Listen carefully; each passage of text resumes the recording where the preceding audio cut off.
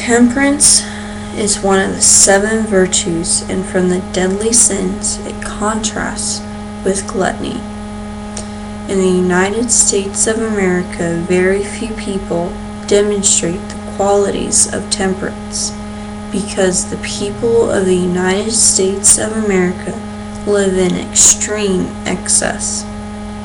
I found my information in an article titled "The Virtuous Circle" by Rosemary Berger, and in another short article titled "Virtues in the 90s and Beyond" by Edward Mallory. Temperance is moderation and self-restraint in behavior. Moderation is being within reasonable limits of one's actions, material possessions, and avoiding extremes. Rosemary Berger states in The Virtuous Circle, moderation means living a balanced life that allows one to grow in holiness and love. A person that lives moderately only lives with the necessities of life, such as food, water, and shelter.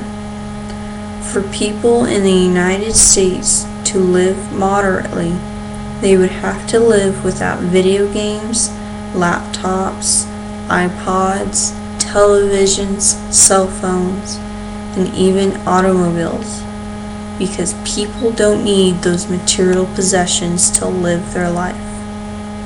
A prime example of a group of people that live in moderation are nuns, because they live with just the bare essentials, believing it brings them closer to God. In Rosemary Berger's definition of moderation, the nuns are living a balanced life that allows them to grow in holiness and love. A person that lives in moderation of behavior has a mild and calm temperament, and they have an absence of violence. Another example of a group of people that live in moderation in behavior are monks. Because they spend most of their time in prayer, and before becoming a monk, they have to give all of their material possessions away, everything except what they call a begging bowl. Temperance is also defined as having self-restraint in behavior. Self-restraint is control imposed by oneself on one's own feelings, desires, or actions. In Virtues in the 90s and Beyond, Edward Mallory stated that temperance calls for some degree of restraint and personal self-control relative to the pleasure-inducing drives that are part of our makeup.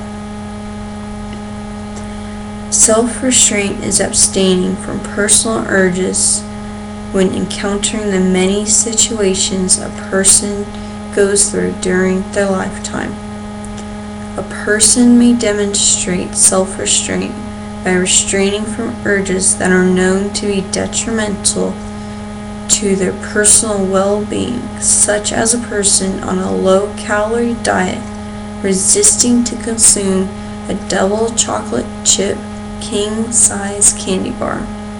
If a person knowingly commits an act that goes against morals or self-betterment, then they are not demonstrating self-restraint, such as a person knowingly cheating on an exam because they know it would be easier to complete the exam. A person's self-restraint is compelled by their own feelings, desires, or actions.